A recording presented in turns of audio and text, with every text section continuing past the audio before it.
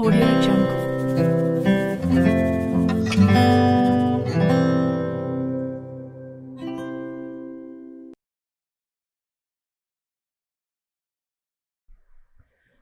હીરપરા કન્યા વિદ્યાલયની online learning એપ્લિકેશનમાં આપનું એક વખત ફરીથી સ્વાગત છે. ધોરણ 12 વિષય અંગ્રેજી ગ્રામર, તેનો ટોપિક લેંગ્વેજ ફંક્શન જે આપણે આગળ ચલાવીએ. આની પહેલાંના લેક્ચરમાં આપણે જોઈ ગયા હતા કે મેકિંગ ચોઇસ ફંક્શન કઈ રીતે કામ કરે છે, કઈ રીતે તે આપણને પૂછાઈ શકે. આજના લેક્ચરમાં આપણે જોવાનું છે ચોઇસનું જ એક પેટા ફંક્શન જેનું નામ છે અલ્ટરનેટિવ ચોઇસ. તો શરૂ કરીએ તે ફંક્શન. અલ્ટરનેટિવ ચોઇસ જે ફંક્શન છે તે કઈ રીતે આપણને પૂછાય છે, તો કે તેમાં મોટા ભાગે આપણને બે શબ્દ આપવામાં આવે છે, બરોબર. આ બંને શબ્દ જે છે તે અલ્ટરનેટિવ ચોઇસની અંદર પૂછવામાં આવે છે. તેનો જે કીવર્ડ છે તે કીવર્ડમાં મોટા ભાગે આપણે બે શબ્દ જ પૂછવામાં આવતા હોય છે. એમાંનો પહેલો શબ્દ છે આઈધર ઓર, અને બીજો જે શબ્દ આપણને આપે છે તે છે નાઈધર નોર.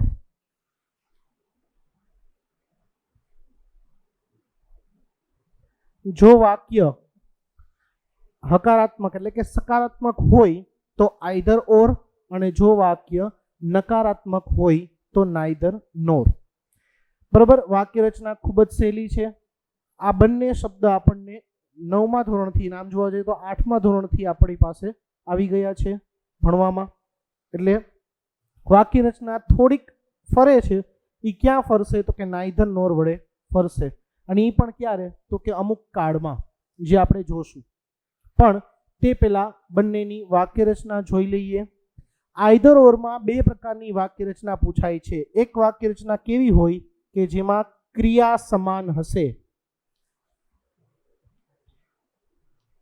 અને બીજી વાક્ય રચના એવી હશે જેમાં કર્તા સમાન હશે.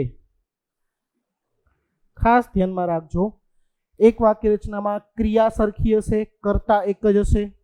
બીજી વાક્ય રચના એવી હશે કે ક્રિયા જે છે તે અલગ અલગ થતી હશે અને કર્તા જે છે તે સરખા રહેતા હશે, બરોબર. બંને પ્રકારની વાક્ય રચના આપણને પૂછવામાં આવે છે. તો સૌથી પહેલા ક્રિયા સમાન હોય એની અંદર શું હશે તો કે એક ક્રિયા જે છે તે એક સરખી છે પણ કર્તા ફરશે. જો આવી વાક્ય રચના હોય તો આઈધર થી વાક્યની શરૂઆત થશે. આઈધર પ્લસ પ્રથમ કર્તા, આઈધર પ્લસ પ્રથમ કર્તા પ્લસ ઓર પ્લસ અહીંયા આવશે બીજો કર્તા.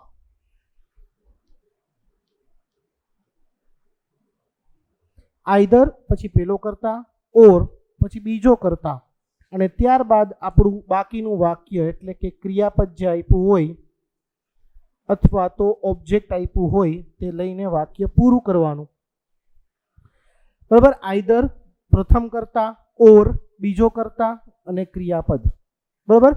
નાઈધરમાં પણ આ જ રીતની વાક્ય રચના આવશે. નાઈધર પ્લસ પ્રથમ કર્તા પ્લસ નોર પ્લસ બીજો કર્તા પ્લસ ક્રિયાપદ પ્લસ ઓબ્જેક્ટ, વાક્ય કમ્પ્લીટ. હવે જો કર્તા સમાન હશે, કર્તા એક જ હોય અને ક્રિયા અલગ અલગ હોય, બરાબર છે, ત્યારે શું કરવાનું તો કે ત્યારે આપણને પ્રથમ કર્તાથી વાક્ય શરૂ થશે. અને ત્યારે જો કે કર્તા સેમ જ હશે એટલે કદાચ આપણે પ્રથમ ન લખીએ, બરાબર, હું પ્રથમ શબ્દ જ આગળથી કાઢી નાખું તો પણ ચાલશે, કેમ કે કર્તા જે છે તે સમાન જ છે, બીજો કોઈ કર્તા જ નથી, બરાબર. એટલે કર્તા પ્લસ સીધું જ લખવાનું શું તો કે વાક્ય જે આપણું છે તે ક્યાંથી અલગ પડે છે તે જોવાનું. અમુક વાક્ય ક્રિયાપદથી અલગ પડતા હશે અથવા અમુક વાક્ય કર્મથી અલગ પડતા હશે. આ વાક્ય રચનાની અંદર આપણે બે વાક્ય રચના પેટા વાક્ય રચના થશે. એક વાક્ય રચના થતી હશે જેમાં ક્રિયાપદથી વાક્ય અલગ પડતું હશે અને બીજી વાક્ય રચના જે હશે તેમાં કર્મથી વાક્ય અલગ પડતું હશે. આપણે અત્યારે વાક્યને કર્મથી અલગ પાડીએ તો કર્તા પ્લસ ક્રિયાપદ પ્લસ આઈધર, જેમાં વચ્ચે આઈધર આવશે, પ્લસ અહીંયા હું લખું છું ઓબ્જેક્ટ એટલે કે કર્મ પ્લસ ઓર અને પ્લસ પાછું કર્મ. આ પેલું કર્મ છે અને આ છે કર્મ નંબર 2 કે જેના માટે આપણે આઈધર ઓર શબ્દ લીધેલો હશે. બરાબર. નાઈધરમાં પણ આ જ રીતે કર્તા પ્લસ ક્રિયાપદ પ્લસ નાઈધર પ્લસ પેલું કર્મ એટલે કે ઓબ્જેક્ટ પ્લસ નોર અને પ્લસ બીજું કર્મ એટલે કે ઓબ્જેક્ટ. હવે જે આ નાઈધર વાળી વાક્ય રચના છે, એક આ અને એક આ, અહીં આપણે કર્તાના નાના સૂના ફેરફાર કરવા પડશે અને કર્તાના ફેરફાર કરશું એટલે સામે કાર્ડના પણ અમુક જગ્યાએ ફેરફાર કરવા પડશે.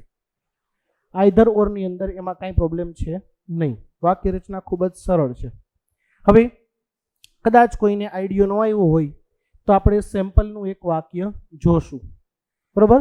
અને ત્યાર પછી પેલા આપણે એક સેમ્પલનું જે વાક્ય છે એ છૂટા જોશું, આઈધર ઓરથી વાક્ય ભેગા કરશું, ત્યારબાદ આપણી જે મેથડ છે તે પ્રમાણે અધૂરા વાક્ય જે છે તે પૂરા કરશું. તો જોઈએ છીએ પેલું જ વાક્ય, she likes to play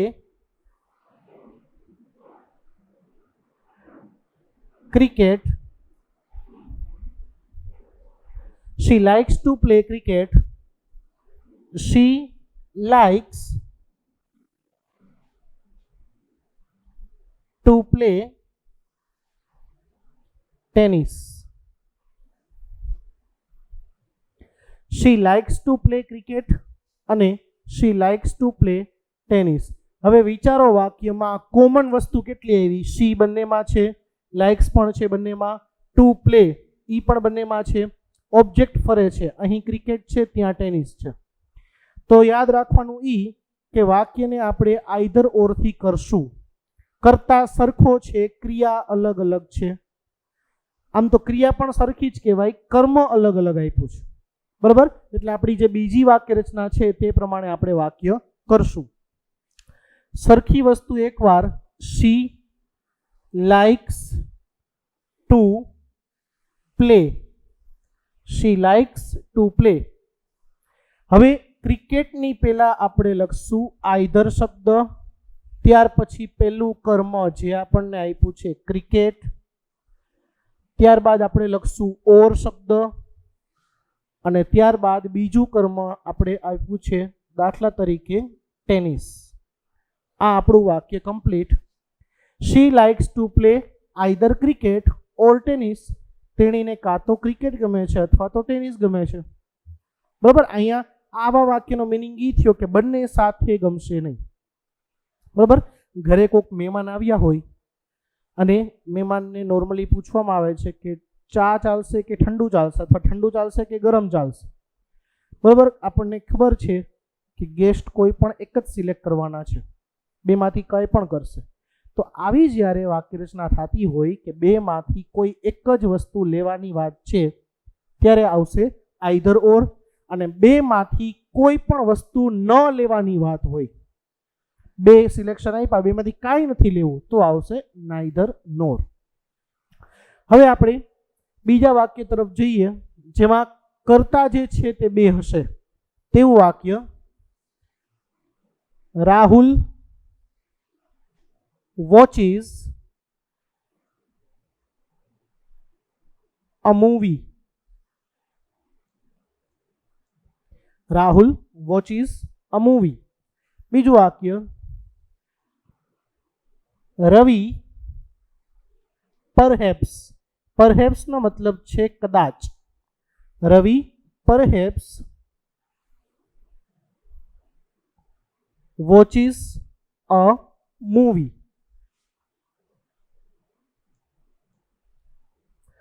Rahul watches a movie, Ravi perhaps watches a movie. જુઓ, રાહુલ અને રવિ બે સિવાયનું બધું બબે વાર છે, કોમન છે બંનેમાં. તો આપણે શરૂઆત કરવાની આઈધર થી. આઈધર રાહુલ और रवि.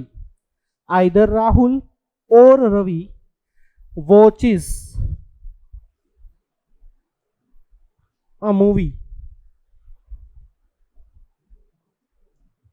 एक वस्तु खास ध्यान में राखजो, જ્યારે કોઈ પણ બે કર્તાને એન્ડ થી જોડવામાં આવે, બે કર્તાને એન્ડ થી જોડવામાં આવે તો જે ક્રિયાપદ છે તેને બહુવચનનું રૂપ લેવાનું થશે. એટલે કે ક્રિયાપદની પાછળ એસ કે ઈએસ નહીં લાગે જ્યારે એન્ડ થી જોડાશે ત્યારે. પરંતુ જ્યારે બે કર્તાને ઓર થી જોડવામાં આવશે અથવા થી જોડવામાં આવશે ત્યારે ક્રિયાપદને એક વચન લેવાનું રહેશે. એટલે કે ત્યારે આપણે ઈએસ કે એસ જે લાગતું હોય તે લગાડવું પડશે નિયમ પ્રમાણે. આ ખાસ વસ્તુ ધ્યાનમાં રાખજો, ઘણા બધાની આમાં ભૂલ પડે છે. બરાબર, તો આ આપણે લખ્યા બે વાક્ય. હવે બીજા બે વાક્ય લઈએ નાઈધર થી. નાઈધર વાળું વાક્ય જે છે તેમાં શું ધ્યાનમાં રાખવાનું છે તે માટે આપણે વાક્ય પહેલું લેશું સાદા ભૂતકાળનું. દાખલા તરીકે, Amit did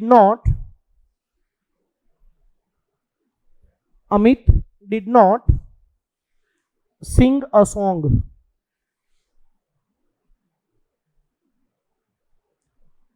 Amit did not sing a song. Ankit did not sing a song.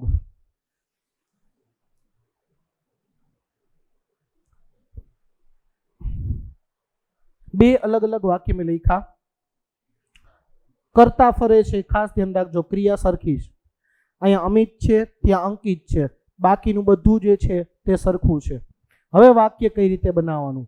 Neither વાળા વાક્યમાં સૌથી પહેલા આપણે નોટ કાઢી નાખવાનું રહેશે. આ પહેલો નિયમ. બંને વાક્યમાંથી નોટ નીકળી જાય. અને જો અહીંયા નોટ નીકળી ગયું તો અહીંયા ડીડ પણ નીકળી જશે, કારણ કે ડીડ નોટ જે છે તે આપણે સાથે જ મૂકતા હોઈએ છીએ નકાર કરવા માટે. આ આપણો સૌથી પહેલો નિયમ ધ્યાનમાં રાખવાનો. હવે હું નાઈધરથી વાક્ય શરૂ કરું છું. નાઈધર પછી પહેલો કર્તા અમિત, નાઈધર અમિત, ત્યાર પછી લખું છું નોર અંકિત. નાઈધર અમિત નોર અંકિત. હવે મેઇન વસ્તુ જે કાળ ફેરફારમાં ધ્યાનમાં રાખવાની આપણા માટે તે ડીડ નોટ નીકળે એટલે જે આપણને ક્રિયાપદનું V1 નું રૂપ આપ્યું છે તેનું આપણે V2 નું રૂપ કરવું પડે. સાદા ભૂતકાળનો આ નિયમ આપણને બધાને ખ્યાલ છે. ફરીથી ડીડ નોટ નીકળે એટલે જે આપણને ક્રિયાપદનું V1 નું રૂપ આપ્યું છે એને આપણે V2 માં કન્વર્ટ કરવું પડે. તો હું અહીંયા અંકિત પછી લખીશ સેંગ, SANG, સિંગ નું V2, સેંગ અ સોંગ. વાક્ય પૂરું. આ જે મેં તમને નિયમ કીધો કયો તો કે આ V2 નું રૂપ કરવાનો. અહીં મોટા ભાગનાની ભૂલ પડે છે. Neither Amit nor Ankit sang a song. નથી તો અમિત ગીત ગાતો કે નથી અંકિત ગીત ગાતો, બેમાંથી કોઈ ગીત ગાતું નથી. પણ ખાસ ધ્યાન રાખજો, V1 આપેલું છે તેનું V2 કરવું પડશે, નહીં તો વાક્ય ખોટું પડશે. આ એક મગજમાં યાદ રાખજો ખાસ. અહીંયા તો આપણને એક જ ક્રિયાપદ આપ્યું છે. ઘણીવાર બે ક્રિયાપદ આપ્યા હોય તો બેયના આપણે V2 વિચારવા પડશે. એવું પણ આપણે એક વાક્ય લઈએ. Seema did not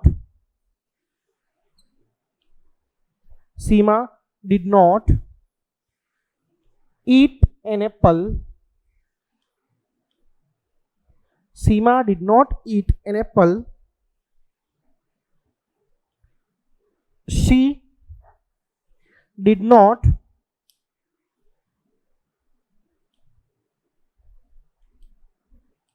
drink juice.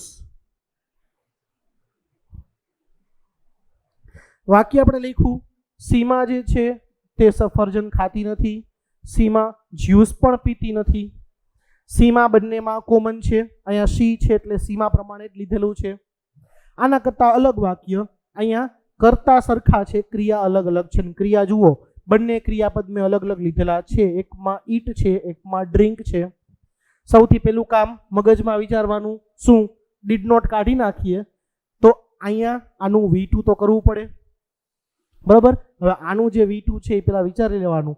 ઈટનું V2 થાય છે એટ, ATE, અને આનું પણ V2 કરવું પડે. ડ્રિંકનું V2 થાય છે ડ્રેન્ક, DRANK, બરાબર. તો આપણે એ બંનેનો ઉપયોગ કરવો પડશે. મેં કીધું તે પ્રમાણે કોમન વસ્તુ એકવાર હું લખું છું સીમા. સીમા પછી જુઓ કાંઈ કોમન નથી, ડીડ નોટ તો નીકળી જાય છે એટલે એ ગણવાનું જ નથી. સીધું ઈટ આવે છે અને ત્યાં ડ્રિંક આવે છે, બરાબર છે. તો બે વસ્તુ જે છે તે શરૂઆતમાં જ આવી જાય છે. તો હું અહીંયા લખીશ નાઈધર. સીમા નાઈધર ઈટ નો થઈ જશે એટ એન એપલ.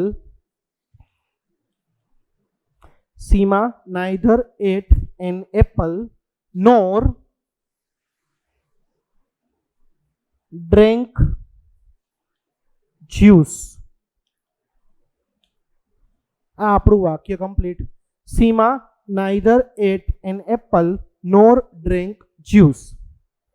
હજી એક વસ્તુ પણ કહી દઉં. દાખલા તરીકે આમાં ને આમાં હું ફેરફાર કરું છું. દાખલા તરીકે મને અહીંયા ડીડ નોટની જગ્યાએ, સમજજો ધ્યાનથી, ડઝ નોટ આપેલું હોય.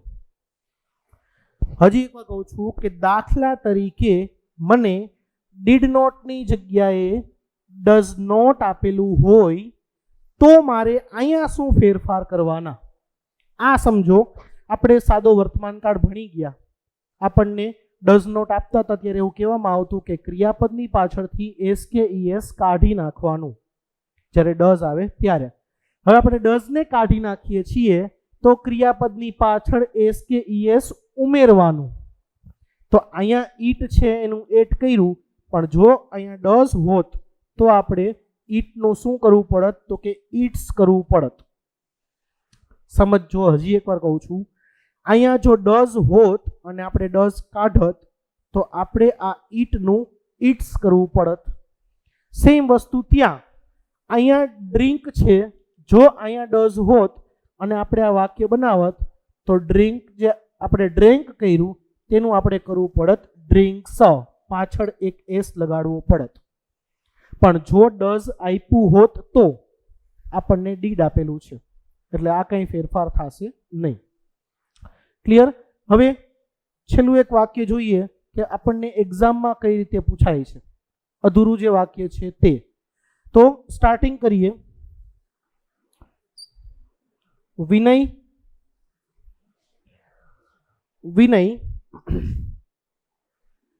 played either. હવે અહીંયા આપણે વાક્ય જે છે તે અધૂરું છોડી દઈએ છીએ. કાઉન્સમાં દાખલા તરીકે આપણને એક આપ્યું હશે અલ્ટરનેટિવ ચોઇસ, કેમ કે ફંક્શનનું નામ તો આપે જ છે અને પ્લે છે એટલે સામે કોઈ રમતનું નામ આપેલું હોય. એક નામ આપ્યું હશે, એક નામ આપણે વિચારવાનું. દાખલા તરીકે હું લખું છું કેરમ, બરાબર. તો મેં કેરમ લખી નાખ્યું. હવે મારે વાક્ય વિચારવાનું કે આઈધરનું વાક્ય છે. અહીંયા આપણને પ્લેડ આપી દીધું છે તો મારે શું કરવાનું? આઈધર લખવાનું, એની બાજુમાં પેલી રમત, ઓર લખવાનું, બાજુમાં બીજી રમત. તો અહીંયા લખ્યું જ છે વિનય played either પહેલી રમત કઈ છે તો કે કેરમ,